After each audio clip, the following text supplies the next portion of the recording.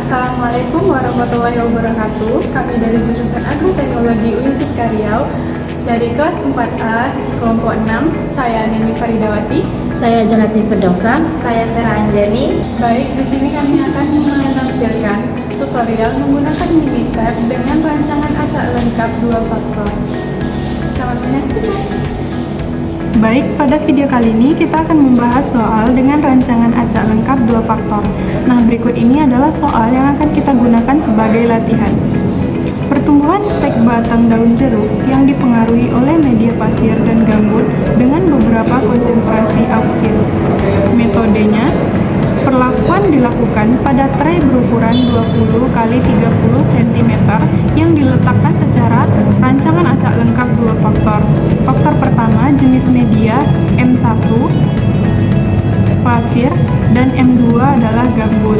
Faktor kedua adalah konsentrasi auksin dengan 3 taraf, A1 0 ppm, A2 100 ppm, dan A3 sama dengan 200 ppm. Percobaan dilakukan di rumah kaca dan stek ditanam di polybag. Pengamatan berupa panjang tunas. Bisa kita lihat di sini sudah ditampilkan data hasil pengamatan. Sebelum kita mulai menggunakan aplikasi Minitab, ada satu langkah penting yang harus kita lakukan terlebih dahulu, yaitu menyusun data dalam format yang sesuai. Ini penting supaya data bisa terbaca dengan baik oleh Minitab dan kita bisa mendapatkan hasil analisis yang benar. Saya sudah menyiapkan datanya. Yuk kita lihat bagaimana cara menyusunnya. Nah, pada kolom pertama itu kita masukkan faktor pertama dari perlakuan. Kolom kedua kita isikan faktor kedua.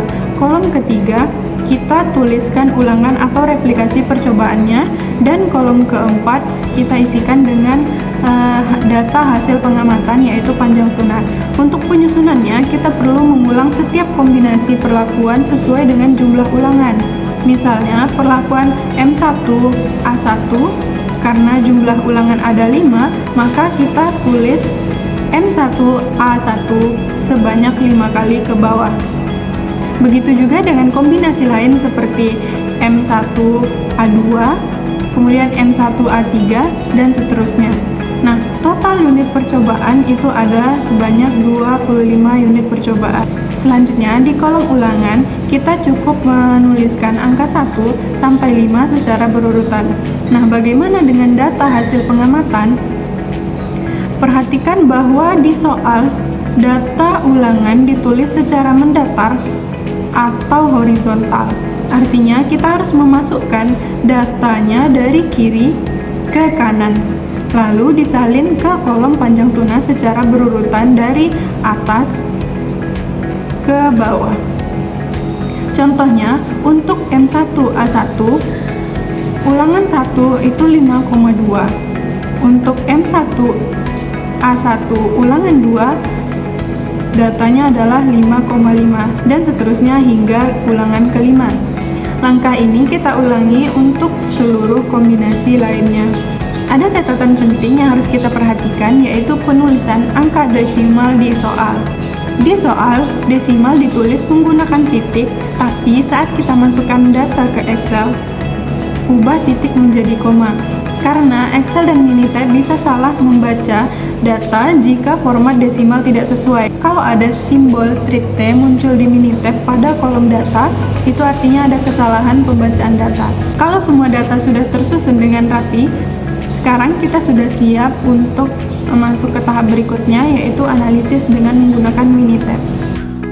Untuk langkah-langkah selanjutnya, yaitu kita masuk ke aplikasi Excel dan data yang sudah kita susun, kita blok, kita copy, lalu kita masukkan ke aplikasi Minitab. Untuk langkah-langkah selanjutnya, yaitu kita klik Start, lalu kita klik ANOVA, General Linear Model, Fit. Setelah itu untuk respon, kita klik panjang tunas, select, faktor, kita klik media, select, dan auksin, select juga. Lalu kita klik model, klik media yang di atas, auksin yang di bawah, lalu kita add. untuk melanjutkan interaksi antara media dan auksin. Lalu kita klik OK. Setelah keluar semua data ANOVA, bahwasannya yang bisa diuji lanjut itu media dan auksin. Untuk interaksi itu tidak perlu diuji lanjut. Untuk uji lanjut kita klik Start, lalu ANOVA,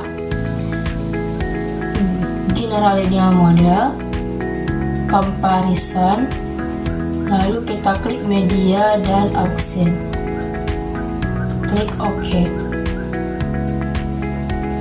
Setelah melakukan uji lanjut dengan metode 2K, kita masuk ke pembuatan grafik. Itu kita klik Start, lalu ANOVA, General Linear Model, Factorial Plot. Setelah itu kita klik Graphs. Untuk main efeknya itu kita tidak centang. Oke. Lalu kita klik OK. Setelah keluar grafiknya, langkah selanjutnya yaitu kita interpretasikan data. Baiklah, di sini saya akan menginterpretasikan hasil uji ANOVA.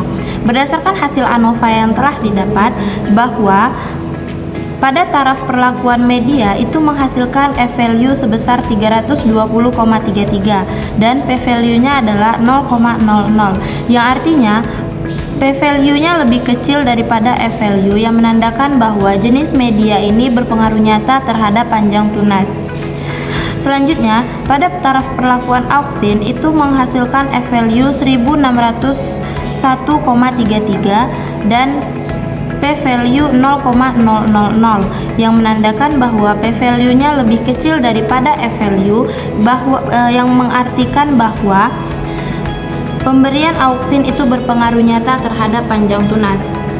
Selanjutnya, kombinasi antara media dan auksin itu menghasilkan F-value sebesar 1,33 dan P-value sebesar 0,282, yang artinya bahwa pemberian kombinasi antara media dan auksin itu tidak berpengaruh nyata terhadap panjang tunas.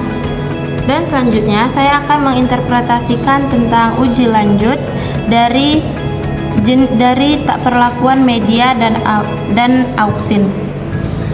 Di sini dapat dilihat bahwa berdasarkan uji lanjut dengan tingkat kepercayaan 95% secara tunggal, bahwa pada taraf perlakuan M1 dan M2, pada perlakuan jenis media, pada taraf perlakuan M1 dan M2 itu berbeda nyata satu sama lain dengan rata-rata tertinggi 8,30. Selanjutnya, berdasarkan uji lanjut dengan tingkat kepercayaan 95% secara tunggal, pada perlakuan konsentrasi auksin pada taraf perlakuan A1, A2, dan A3 itu berbeda nyata satu sama lain, di mana dengan rata-rata tertinggi yaitu 9,75. Selanjutnya, saya akan menginterpretasikan tentang grafik. Berdasarkan grafik ini dapat dilihat bahwa pada perlakuan auksin, pada rata-rata tertinggi itu didapatkan pada A3 yaitu 9,75 dan rata-rata terendah itu terdapat pada taraf perlakuan A1 yaitu 5,75. Pada perlakuan jenis media, rata-rata tertinggi terdapat pada M2 yaitu dengan nilai 8,30 dan rata-rata terendah itu terdapat pada M1 yaitu 7,26.